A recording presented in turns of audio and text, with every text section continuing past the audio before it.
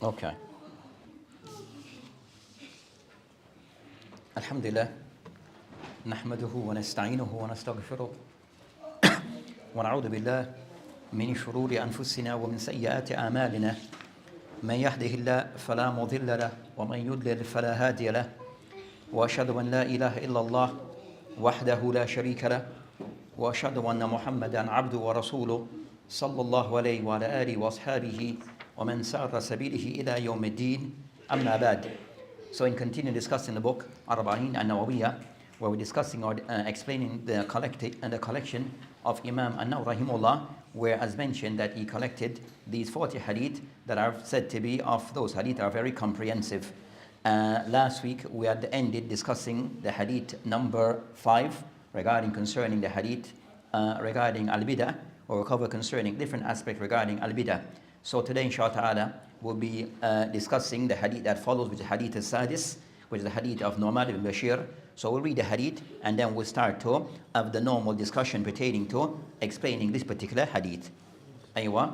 So I'll read it in Arabic and then we'll do the English and then we go into the explanation. So I mentioned hadith al-sadis and Abi Abdullah An-Nu'man ibn Bashir radiyallahu anhuma قال سمعت رسول الله صلى الله عليه وسلم يقول إن الحلال بين وإن الحرام بين وبينهما مشتبهات لا يعلمهن كثير من الناس فمن اتقى الشبهات استبرأ لدينه وإرضه ومن وقع في شبهات وقع في الحرام كالراعي يرعى حول حماه يوشك أن يرتع فيه ألا وإن لكل ملك حمى ألا وإن حماه الله تعالى محارمه ألا إن في جسد مضغة إذا صلحت الجسد كله وإذا فسدت الجسد كله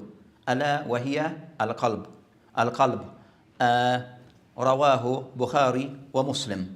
أيوة. On the authority of Abdullah al-Nu'man bin Bashir radiallahu anhu, who said, I heard the Messenger of Allah sallallahu alayhi wasallam say, truly what is lawful is evident and what is unlawful is evident, and in between the two are matters which are doubtful, which many people do not know. He who guards against doubtful things keeps his religion and honor blameless, and he who indulges in doubtful things indulges in fact in unlawful things. Just as a shepherd who pastures his flock round a preserve will soon pasture them in it. Beware, every king has a preserve, and the things Allah has declared unlawful are his preserves. Beware, in the body there is a flesh. If it is sound, the whole body is sound. And if it is corrupt, the whole body is corrupt. And behold, it is the heart. So that's the hadith that is mentioned as the sixth hadith in this collection by Imam An-Nawawi rahimahullah. And as we mentioned regarding that the system that we follow regarding explaining this hadith, that one, we make a takhrij of hadith, or mention concerning that the hadith, and try to reference back some of the main source of this hadith regarding Kutub al-Sitta.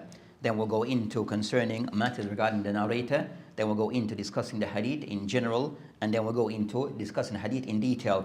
Also based upon what this hadith that we'd also be discussing concerning with this hadith, that we'll be discussing concerning matters pertaining to as we'll discuss concerning matter that relates to some of the principles regarding concerning khilaf between one al-ulama, khilaf, and also some of the adab relating to khilaf, asbab al-khilaf, and also mawqif al-muslim, and also the mawqif of the muslim in the khilaf al-ulama, when we find difference between the ulama. So a part of those things are some of the things that will be covered regarding this hadith and also other matters. So as for concern the first of those matters regarding takhrij of the hadith, that as the author rahimahullah An-Nawawi rahimahullah have mentioned regarding this particular hadith, that he mentioned rawahu Bukhari wa Muslim. So he mentioned the hadith rawahu Bukhari wa Muslim, meaning that the hadith is collected by Imam Bukhari and also Imam Muslim in their Sahihain. So as for concerning al-Bukhari in this particular hadith, that he mentioned the hadith in two places. So he mentioned the hadith in two places in his Sahih. One, he mentioned Bab al-Iman, and it's around hadith 52. So in this particular print, that hadith, which is Dar Ta'sil, that hadith number is number 52. And he mentioned concerning that in the bab concerning Kitab al-Iman. So in the book of Iman, he discussed this hadith.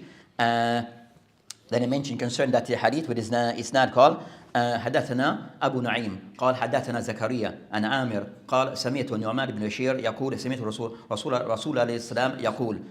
Then he mentioned the hadith. So as we mentioned, the hadith start with إن الحلال بين وإن الحرام بين. Nam. So as for the narration in Sahih Bukhari that he mentioned of one, he mentioned al-halalu bayyin. Al-halalu bayyin. So he doesn't mention the word inna. Nam. So he mentioned the narration in this one, Sahih Bukhari, he mentioned one, Kitab al-Iman, and also he mentioned Kitab al-Buyu'. So the second place that the hadith is mentioned in Sahih Bukhari is also in Kitab al-Buyu'. And with a different isnad that he mentioned regarding concerning this isnad that he mentioned Imam Bukhari, when he mentioned his hadith, that he mentioned al-halal bayyin wal-haram bayyin baynahuma أمور مشتبهات من ترك ما شبه عليه من الإثم كان لما استبان أترك ومن اجترى على ما يشكك فيه من الإثم أوشك أو يعقى ما استبان والمعاصي حماه الله من يرتع حول الحمى يوشك أن يواقع. So that's the narration in Sahih Bukhari, which is somewhat the hadith I mentioned halal bayin, haram bayin, but the wording is somewhat a little different. So the wording, the shahid is that the wording mentioned by Bukhari is not the wording mentioned by and what we just read as the hadith by An-Nawawi. So there's a slight difference in the wording mentioned by Imam Bukhari. Now in both places that he mentioned the hadith in his Sahih. So he mentioned al-halal bayn wa haram bayn wa baynahuma mutashabbihat. So he mentioned mutashabbahat. So Imam Bukhari rahimahullah, that the wording that is used or mentioned by Bukhari is not the wording mentioned by An-Nawawi. Clear?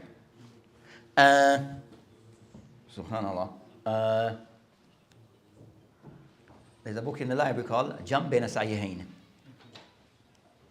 In mine, huh? Yeah. Jam, this will be a black looking book. Behind the chair, where the chairs. So the next, so said the wording, so the word that he mentioned of Bukhari is not the word that is mentioned here. They will find it as a difference from the wording mentioned inside Bukhari. As mentioned here by An-Nawawi, I mentioned hadith in Bukhari. So the meaning of the hadith is in Bukhari, but as for the wording, is not the exact wording.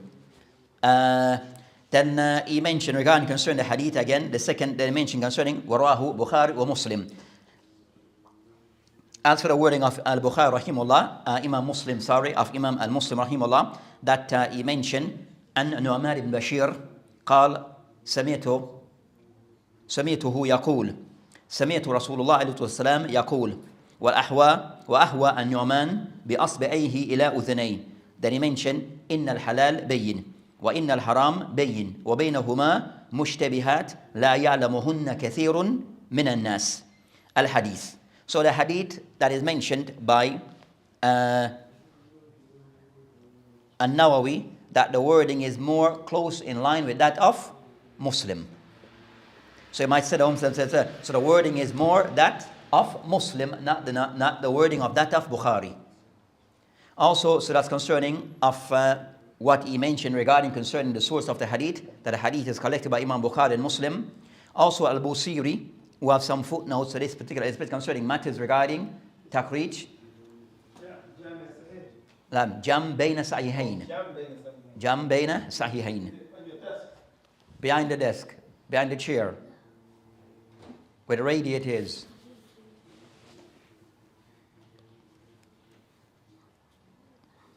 Or, excuse for a second while I'm going to get the book, and I come back, huh?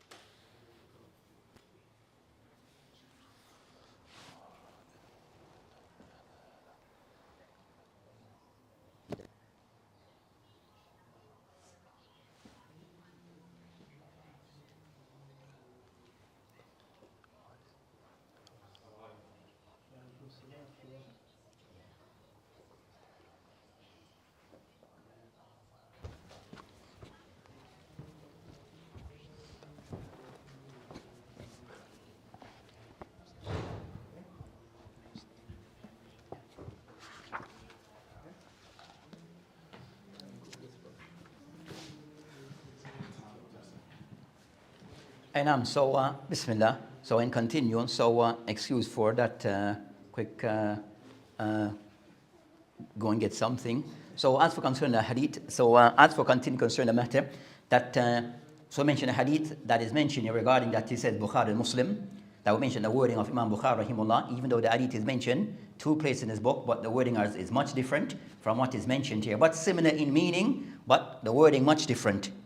As we mentioned that the one in the wording of Imam Muslim is more closer to that of what is mentioned by An-Nawawi. Then the thing as some of the Mashaykh have mentioned regarding concerning that, An-Nawawi, when he mentioned hadith in this particular collection, and in particular hadith that are attributed to Bukhari and Muslim, most of the time that he's quoting from this book. So it's not actually quoting from Bukhari and Muslim. So most of the time regarding that, when An-Nawawi, and you find that most of the ulama al-mutaakhirin of that period, that when they mention hadith of Bukhari and Muslim, and that they are quoting not directly from Bukhari and Muslim, but instead they are quoting from another source, and the source is this book, Al-Jam' Baina Sahihain Lil Humaydi. So Humaydi, as this book that is we mentioned of the first hadith. Remember the first hadith that we mentioned. Now I will mention that to Humaydi. So this is one of the Humaydi that this author he combined between Bukhari and Muslim. So the book of Bukhari and Muslim, he combined them into one single book that he calls, as the ulama refer to as Jam' Bain Sahihain, where he combined between Bukhari and Muslim. Now, so you find many of the ulama have done this. So he's one of those who have combined, and the more 2 famous of them, this is one of them. So you have others that have combined between Bukhari and Muslim, that Humaydi. So this Humaydi, that he died here 488. He died here 488. So I said the book is called Al-Jam' Bain Sahihain li Hafiz Abi Abdullah Muhammad ibn Nasr al-Humaydi, and he died 488. So with this book concerning Humaydi, that is book that is put by way of Masanid. So you mentioned regarding that each companion by way of their names, then you mention all their hadith. So you mentioned that companion, then you'll mention the hadith that is collected. But at times when An-Nawawi also, that when he quotes hadith in Bukhari and Muslim, that is quoting from this book. So the wording of that hadith is very close to the wording in this book. So the wording that is mentioned in Arba'in is the wording actually defined in this book, even though it is similar to that of Imam Muslim. So that's concerning that to be mindful of. And you find others who have done this. So you find, for example, that the book of Umdatul Ahkam, the book Umdatul Ahkam, known? No. So Abdul Ghani al-Maqdisi, that he wrote this book Umdatul Ahkam, that a book in fiqh where all the hadith is taken from Bukhari and Muslim, they agree upon. That in some will be a book that will be in studying of fiqh by way of hadith, Kutub Ahkam al-Hadith, they will start with that book. But most of the wording of the hadith that he's taken from is not directly from Bukhari and Muslim, as again from this source, from other sources. So you find a lot of the wordings are a bit you find some difference in wordings. You find difference in wordings because he's not taken directly from Bukhari and Muslim. The book itself is taken from other sources. And of those sources that a lot of the ulama that they rely upon is this book, Al-Jam' Bain Sahihain. And you have another one by Abdul Haq al-Ishbili. So those 2 are the most famous regarding of those who have combined between the book of Bukhari and the book of Muslim and made them into one single book. And you find many have done this.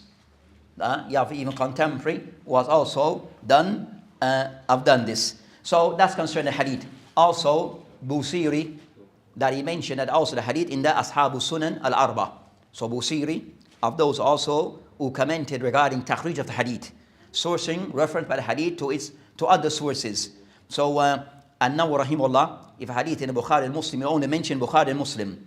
But then Busiri will come later and also mention other sources, mainly from Kutubu Sitta. Clear? So the hadith is also mentioning Abu Dawood, Tirmidhi, Nasa'i in his book Al-Kubra wa Sugra. So An-Nasa'i rahimahullah, he has 2 books. Al-Kubra, a larger book, and a smaller book. And the smaller one is called Al-Mujtaba. That is class that is considered to be one of Kutubu Sitta. Clear? You with me? Hey. So that's concerning that matter. So the book, this hadith, can be found in many other Surah Ahmed. So many books of hadith does narrate this hadith. But you find various differences in the wording. So you find various differences in the wording, but the meaning generally the same. Other things so mentioned that, as mentioned by Busiri, so the hadith actually is in Kutubu Sitta. This hadith of Nu'man ibn Bashir is actually found, this hadith is found in Kutubu Sitta. And also Ahmed and others. And many others. So I mentioned Kutubu Sitta, Bukhari, Muslim, Abu Dawood, Tirmidhi, Nasahi, and Ibn Majah. Those are Kutub as-Sitta. But regarding concern, as we had highlighted before, that a book that is acceptable for anyone regarding of a love for hadith, then they should read this book. Anyone regarding hadith, then they should read this book, or have a copy of this book, and to go through it. So this book, you can somewhat discuss concerning Kutubu Sitta, as these books are considered to be of the main Dawaween of Sunnah, the main sources of the Sunnah. So this book can somewhat, it sheds some light around those Kutubu Sitta. So you find that others of recent also have discussed concerning Kutubu Sitta in different ways, either each book separately, Bukhari separately, Muslim separately, Abu Dawood separately, regarding, they'll give like a tarjuma, they'll give a biography of the author, then discuss the book. And for us, we need to have information regarding both the author, but even more so of importance regarding what's the manhaj, the method and the system followed by the author of his book.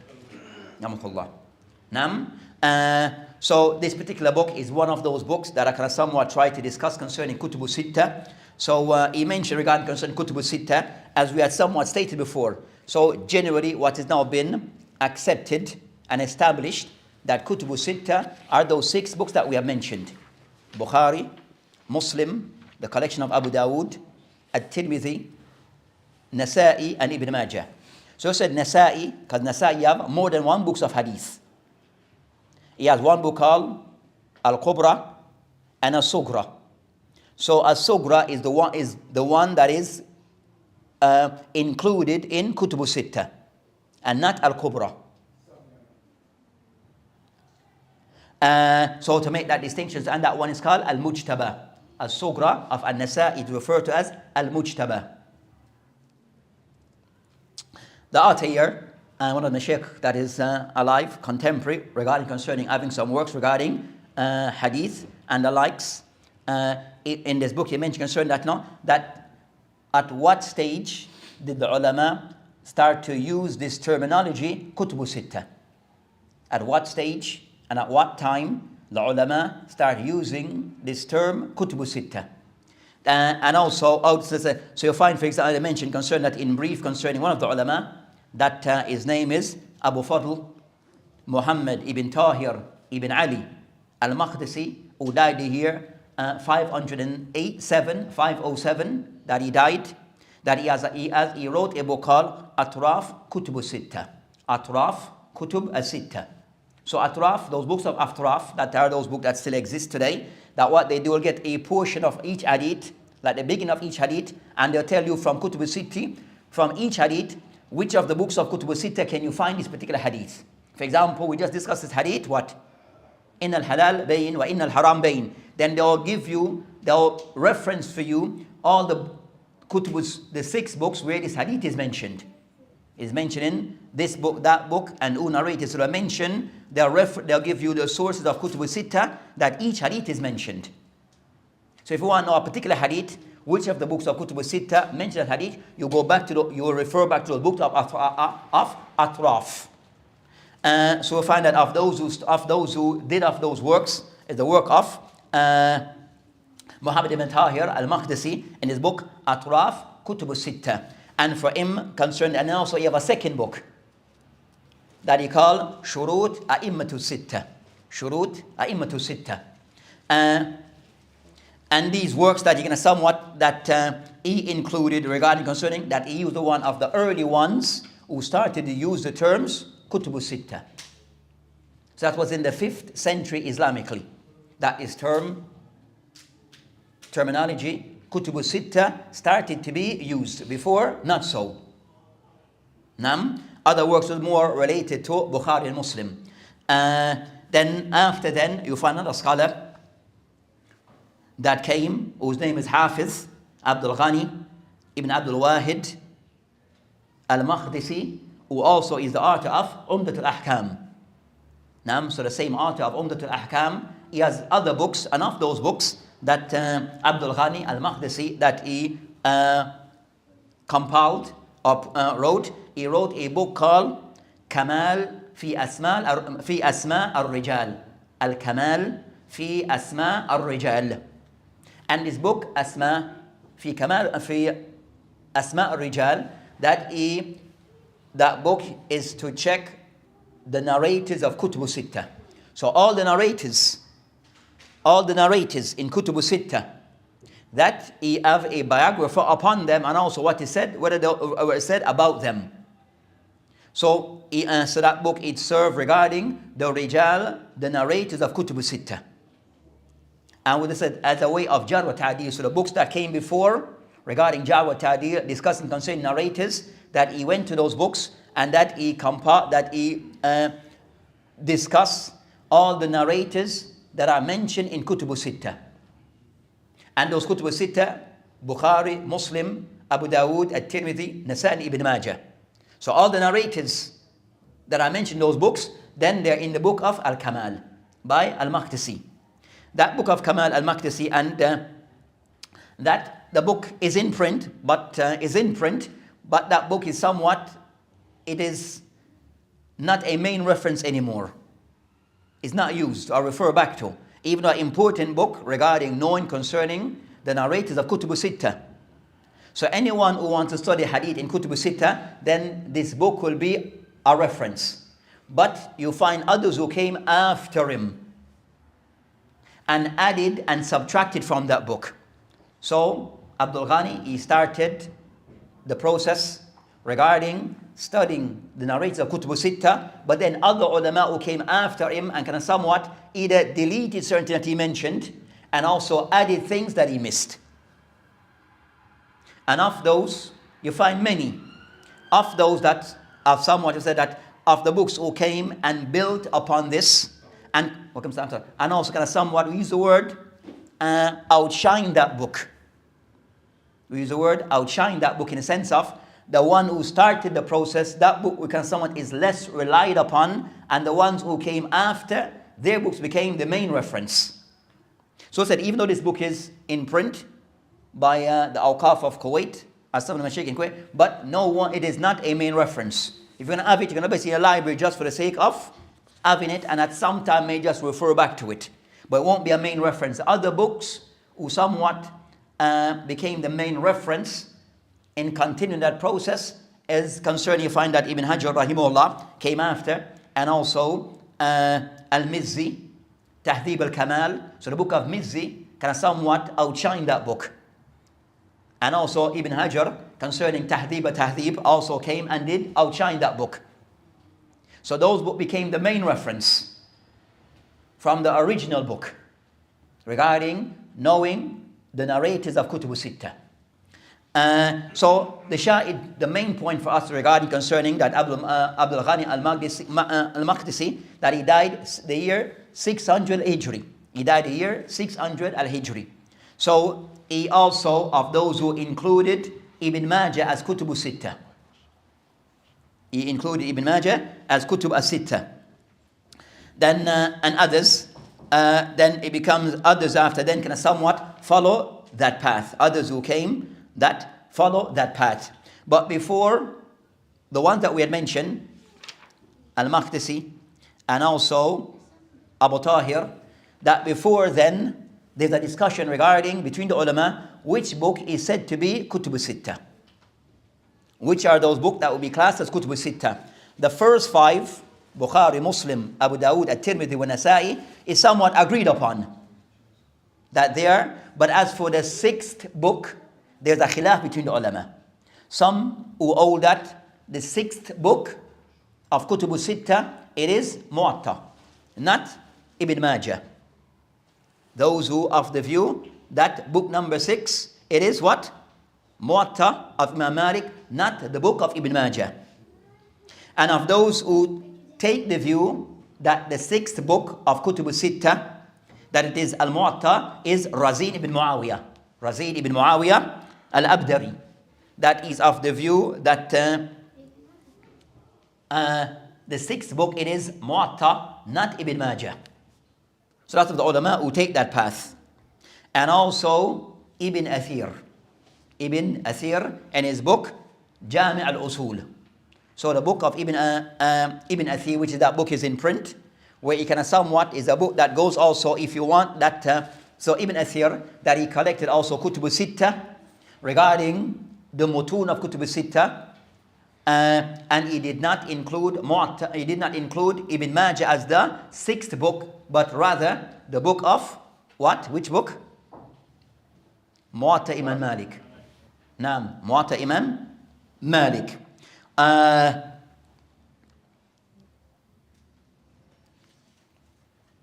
And also others that Ala'i, Hafiz Ala'i, that he takes the view concerning that.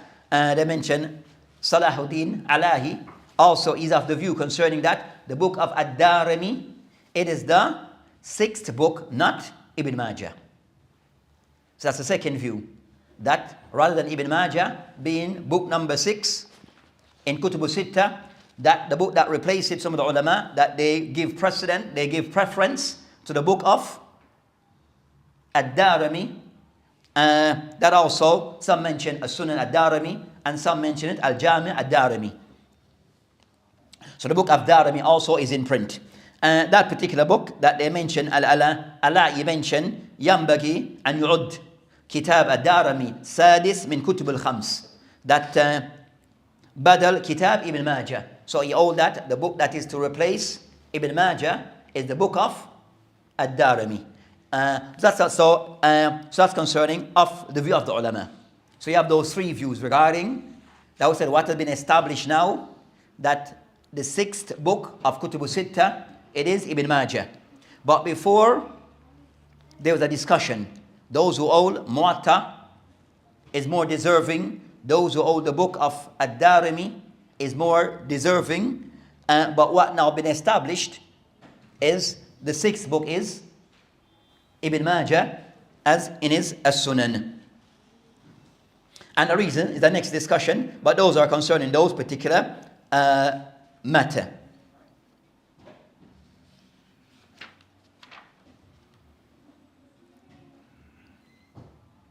So you have the art of Kashf al-Dhunun. He mentioned أول من ضم Ibn Majah إليها, concerned the first of those who included Ibn Majah as Kutub al-Sitta. He mentioned Ibn Tahir al-Maqdisi, as we mentioned before. ثم قلده في ذلك لما سح. And then others can somewhat follow him after then. ضمت الشيخ عبد الغني إليها في كتاب كمال وتابع والناس. And then everyone can somewhat follow that precedent. So the first of those was Abu Tahir al-Maqdisi, as we mentioned before.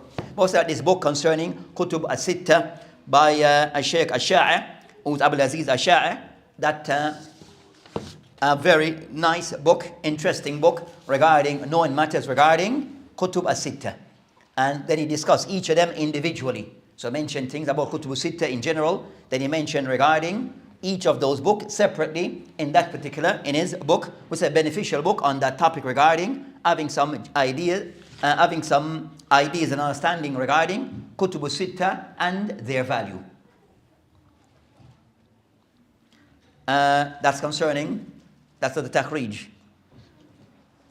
And somewhat, so the wordings are somewhat different in the hadith, that so you find difference in wording in some of the hadith that are mentioned, and are even mentioned by Ibn Rajab rahimahullah qal في ألفاظه, and in the wording of this hadith, بعض زيادات والنقص. We find that some have additional wording, some have less wording. ومعنى الواحد, well, I mentioned by the meaning, أو متقارب, that the meaning is one, or very similar. The meaning is one or very similar.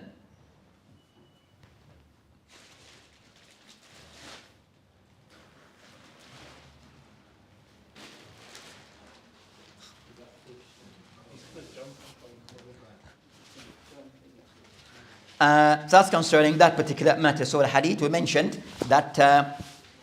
So as for the next matter, in moving on, concerning as for the next matter regarding the rawi, so this hadith also, they mention shawahid. You find other ulama, other among the Sahaba who have narrated hadith of this meaning. Other among the Sahaba who have narrated hadith similar, the similar hadith. So amongst the other Sahaba who have narrated the hadith other than Nu'man ibn Bashir, we find Abdullah ibn Omar, and his narration is in Tabarani, and others, Bayhaqi in Zuhd. Also, Abdullah, they will mention also Ammar ibn Yasir, amongst all of the Sahaba who have narrated this hadith. We also have Jabir ibn Abdullah, Abdullah ibn Abbas, Wathila ibn Asqa, Wathila ibn Asqa. So you find others of the Sahabas, over 5 other companions, Sahaba, who have narrated this particular hadith, other than Nu'man ibn Bashir. As for the rawi of the hadith, that as mentioned, that it is Nu'man ibn Bashir. So his kunya is Abu Abdullah. His kunya is Abu Abdullah. His name, An-Nu'man ibn Bashir. An-Nu'man ibn Bashir ibn Sa'd ibn Tha'laba ibn Zayd al-Khazraji al-Ansari. So Nu'man ibn Bashir ibn Sa'd ibn Tha'laba ibn Zayd al-Khazraji al-Ansari. Ansari meaning from the Ansar. Huwa and so I mentioned as concerned, sir. As for his father, Bashir is a Sahabi. So his father, Bashir, is a Sahabi. So son and father is Sahabi. Also his mother, Amra bint Rawaha. Amra bint Rawaha, that's his mother. Also she's a Sahabiya. So both his mother, Nu'man ibn Bashir, his mother and father are Sahabiyan. Also, and others. Ukhtuhu, also his sister, Amina, also Sahabi. Also his uncle, Simak ibn Sa'd, also Sahabi min al-Ansar, and of those who participated al-Badr wa Uhud, wa ta'ala anhum ajma'in. So, Nu'man ibn Bashir, that you find that his mother, father, and also other siblings, sister, and also other family members, that they are amongst the Sahaba. So you find that during that time, and if amongst the Ansar. They mention regarding Nu'man ibn Bashir, that you find several, over 30 something companions who have the name Nu'man, but not Nu'man ibn Bashir. So he's the only one with name, and Nu'man ibn Bashir, even though there are many companions who are named Nu'man.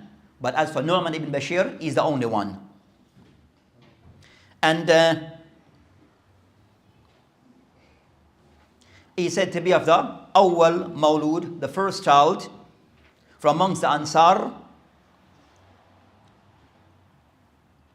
to be born. The first among the Ansar to be born was Nu'man ibn Bashir.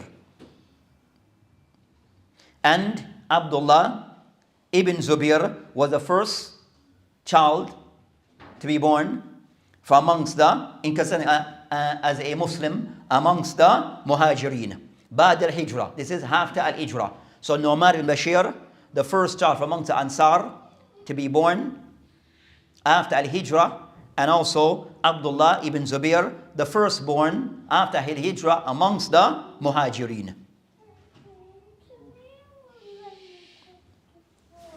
Also Nu'man ibn Bashir, radiyallahu anhu wa anhum,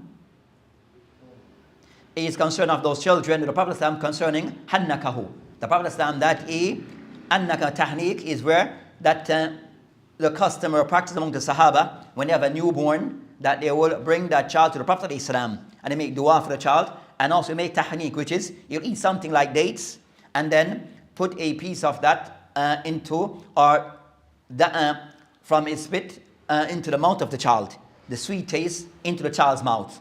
That's called tahniq. So of those things that said of the ahkam concerning al-mawlud of the child, is this practice of tahniq to be done. So you have a khilaf between the ulama regarding tahniq of a child. for other than the Prophet ﷺ. So the Prophet ﷺ, it is clear that he did ﷺ. But is it to be done by others? So some of the ulama, they take the view regarding tahniq, that is something which is specific to the Prophet ﷺ.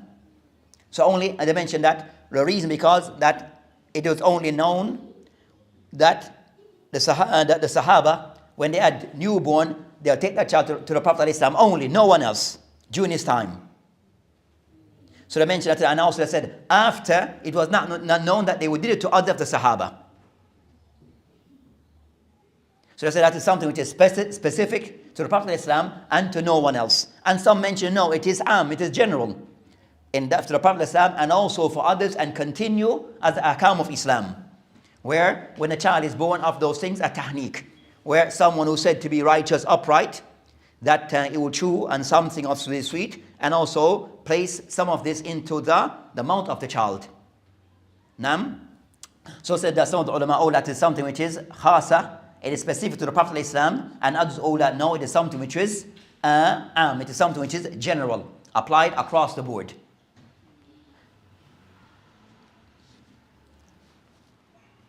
As for An-Nawawi ibn Bashir, that eventually that he settled in the place of Kufa. Also, he was given different duties or position of that being the wali, being like a governor of certain regions. So in the time of Muawiyah ibn Abi Sufyan, that he was placed as a governor over certain areas, over Al-Hims. And also in the time of Yazid ibn Muawiyah over Al-Kufa. Then he left and he went to settle in Sham. And also Wali al-Qadha, also he took the role as being a judge in Sham. So he took concern the important roles, being a governor. So Nu'man ibn Bashir, that was a governor, and also act as a judge. So should a person of ilm as these responsibility in those, require a person of ilm to be one, especially more so a qadi. So should the person that Nu'man ibn Bashir said to be classed as one of the fuqaha amongst the Sahaba. Also was known to be a khatib. And of his statements that is mentioned by Nu'man ibn Bashir, it is mentioned أنه قال لأن أكون ضعيف في طاعة الله, to be someone who's weak in being obedient to Allah subhanahu wa ta'ala, أحب إلي, is more beloved to me, من أن يكون قويا في معصيته, to be a person who is strong but in disobedience to Allah subhanahu wa ta'ala. So of his state that he preferred to a person who is frail and weak, but being committed to Allah subhanahu wa ta'ala and obedient to Allah subhanahu wa ta'ala, than to be a person who is strong but disobedient to Allah subhanahu wa ta'ala. So it shows that the measuring stick is regarding a person is their level of obedience and commitment to Allah subhanahu wa ta'ala. So strength, that's a fitna for some, where a person can somewhat may lose sight of the obedience to Allah subhanahu wa ta'ala. And a person is the Muslim to know that whether he is strong or of health and strength, that he is still to be obedient to Allah subhanahu wa ta'ala and not neglect his duty to Allah subhanahu wa ta'ala. So also of those Sahabi that also have various narration of Ahadith, of those who have narrated Hadith that exceed over 100 Hadith that you have narrated, and of those Hadith in Bukhari and Muslim. So I've narrated Hadith that are also collected in Bukhari and Muslim and others. As for his wafat, Ta'ala anhu, that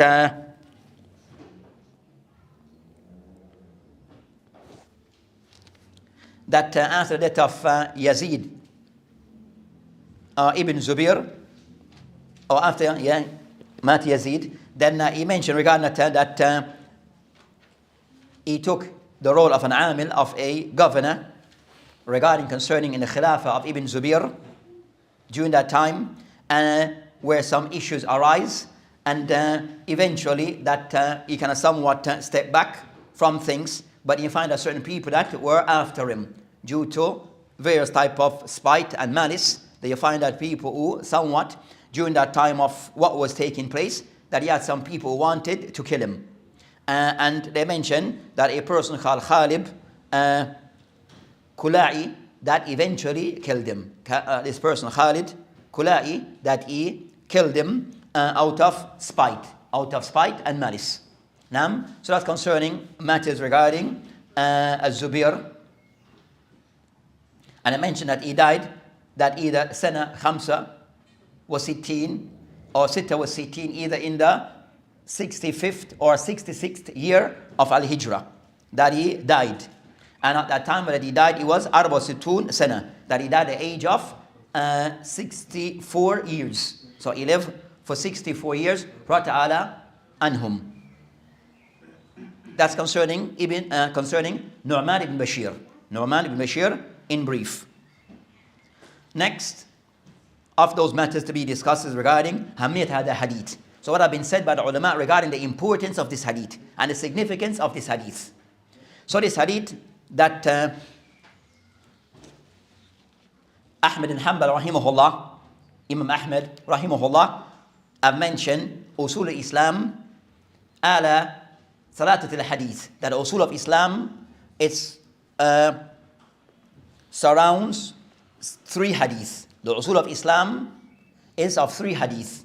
That he mentioned Ahadith al-Amal bin Niyat, the hadith that we just mentioned, Man Ahdatha, hadith of Aisha, and this 3rd hadith is Al-Halal Bayin. So all of those 3 hadith, that Islam revolves around those 3 hadith. The Usul of Islam, the main principle of Islam revolves around those 3 hadith. Al-Niyah, regarding our intention, avoiding of bid'ah, regarding the person holding to the sunnah, and also 3rd, the person knowing those things which is halal ubayn, the person knowing that which is halal and that which is haram. So those concerning that he placed as both the usul of Islam revolves around those 3 hadiths. Also you find Ishaq ibn Rahuya,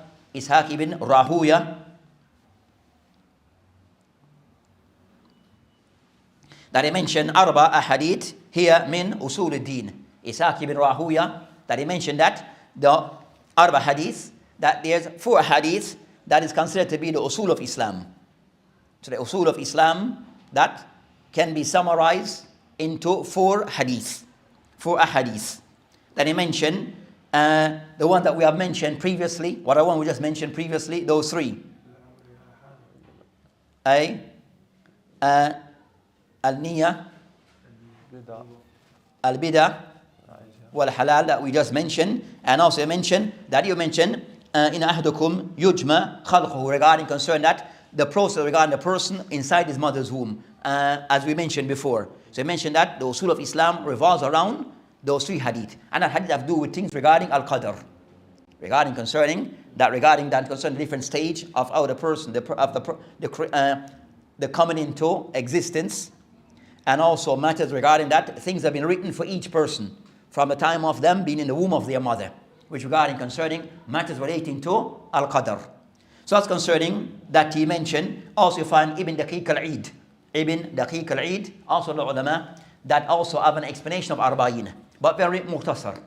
So Ibn Daqiq al-Eid have an explanation also of arba'in.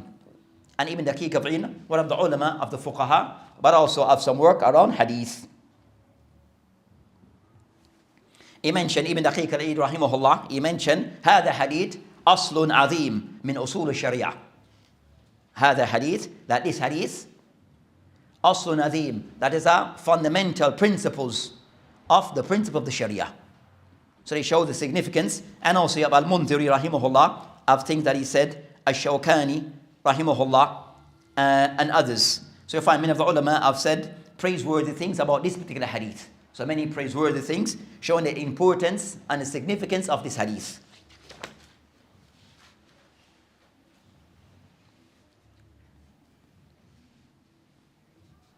The next of the point regarding this particular hadith, who said the mawdu of this particular hadith is regarding, that can be said, there's something put it on concerning a tark al-shubahat, where a person leaving away those things which is doubtful. So this hadith, that the mawdu of this hadith, the topic of this hadith are several, regarding concerning, knowing concerning the halal, and a person mawqif, knowing the haram, and the person stands regarding thing which is halal, sorry haram, and also things which is mushtabiyat, those things that are unclear. What should be the position of the Muslim when matters are unclear? Which is, as mentioned, as to be discussed, the person to leave away things that are unclear. So that's concerning those matters. So that's the mawdu of this hadith. And also that how the impact of these things can have upon the person regarding how he functions, as will be the end of the hadith. So as for the general meaning of the hadith that they mentioned, in al-halal bayin, so al-bayin in this context concerning al-zahir, something which is apparent and clear. So al-bayin, something which is apparent and clear. Or I mentioned al-bayin ma nassa alayhi al-kitab wa sunnah, those things that have somewhat we have clear, apparent, distinctive texts on these matters from the Quran and from the Sunnah. And also ijma, and also that matter we have an ijma on that topic, on that matter.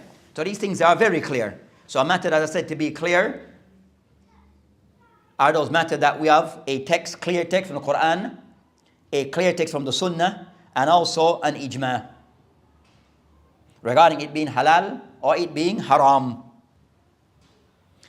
Mushtabahat or mushtabahat that he mentioned, mushtabah, which is mushkil. Something is mushkil, unclear. Something is, as I say, doubtful. Which is adam al-wuduh. So the matter is unclear. It is not distinctive, not very clear. It requires further clarity, as the matter could be seen to be something which is al-hil or hurma. It's in between something being halal and something being haram. Then I mentioned لا يعلمهن كثير من الناس, that also this matter is not known to many. This concerning not being known to many, they say this type of lack of knowledge which is nisbi, not hakiki. So nisbi in the sense of to some, not to all. So it's not negating that there's those who are aware of those things. But what is negating that some may be ignorant of these things, but not all. So not all. So you might find those that may not be aware of the hukum or the ruling on that thing. But as for the ulama, but there are some who they know. And that's concerning Islam in general, that you find that in Masail, that you might find that things that are very clear, things that are regarding it being halal, or clear as being haram. Then you find certain matters that are on the discussion. Is it halal or not?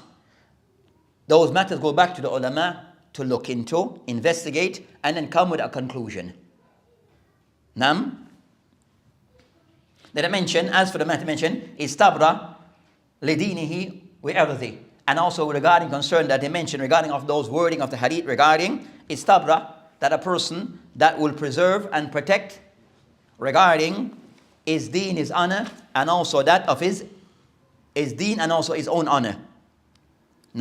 So the Muslim regarding concerning matters that he has to face and deal with, then he can have either something which is praiseworthy or something which is blameworthy, where it affects things that affects either his own honor, how he function and behave, or a matter that regarding his deen. So a person concerned that a person is like elevated or shamed based upon either the person having those two things that are looked into, the person level of commitment to his deen, and also the person how regarding his character, his honor. So you find with that concern that, and that becomes also of the condition regarding that, for a person to be said to be an alim, and especially a person a talib al-ilm, that to bear full give attention to these two matters. Regarding how he relates regarding applying the deen as a talib al-ilm, that is expected to be an example. Or an alim, that to be an example regarding his deen, as to how he applies the deen of Allah subhanahu wa ta'ala, and how his level of commitment to the deen of Allah subhanahu wa ta'ala. So to see concerning, does this person who said to be an alim, a talib al-ilm, hamlat al-ilm, does he apply the things that he have learned? And second, So that also the way to the person to be looked upon in a praiseworthy way. And also regarding concerning that is regarding the person now, his character, how the person function. So that the fitna for anyone, and most of the person of the talib al-ilm, that he be mindful regarding the fitna concerning nisa, woman, female, al-mal, wealth, money, and also shuhra, and also love of fame, or fame. So those three things regarding of those things that talib al-ilm to be very mindful of. Regarding, we said, fitnat nisa. Because a person may be a person of ilm, but his behavior towards women can be his what? Can bring his downfall. And there's cases that those. Person who have graduated from university, but then was involved in Allah musta'an, in practices that are criminal, that is dangerous acts. So for the talib al-ilm, regarding concerning that, be mindful regarding an-nisa and Islam. Then second, regarding al-mal, wealth. And third, we said the third? Fame and glory. And especially in the time that we're living regarding concern that we have these gadgets, these things regarding putting oneself public. To be mindful. I said that I said to any talib al-ilm, I said, as we have mentioned before, the talib al-ilm, he looked to as a guide, whom we said before, the kibar ulama. The talib al-ilm, he looked as a person to follow as a role model. For him, look to the kibar of ulama of your time, because they are facing things that you are facing of your time. So do you find the tullab, the kibar ulama, and you can name them. Do you find that their pictures are always in the newspaper, out of them wanting their picture there? Some of them said that even those who give a permissibility, they still have certain guidelines. Even though I said preachers in certain that they have recordings regarding their lessons are recorded. But as for him just walking down the street, there's no picture of him. How many people see of Fawzan, Sheikh Muhsin Abad, or the Kibar ulama without even mentioning names? That was said, look to them as an example. How they use concerning these things of contempt regarding taking of pictures.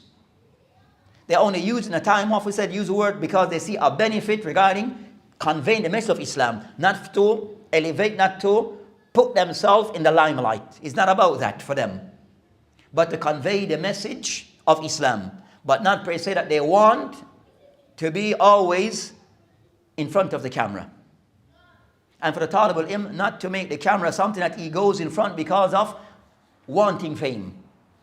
And that could be of the thing which is behind it. Of wanting always to be on the camera.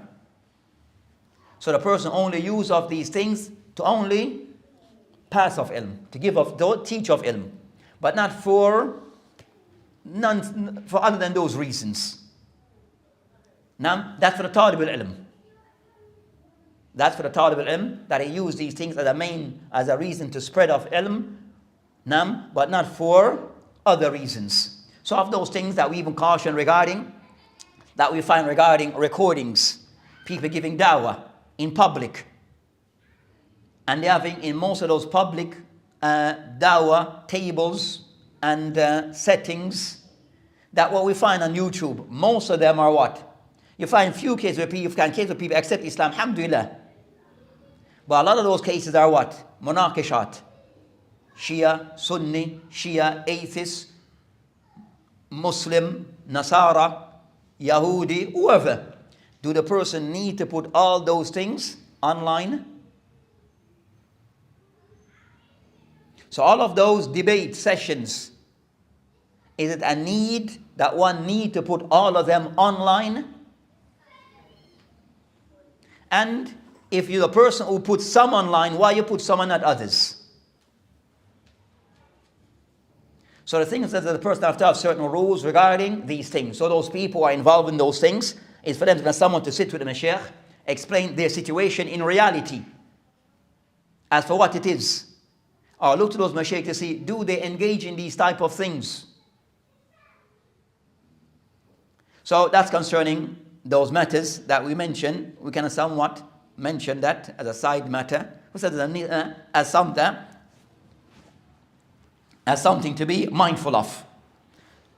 Then I mentioned concerning a person's honor, or I mentioned a concern a person's honor regarding concern that for an alim, a talibul ilm, to be mindful regarding is honor.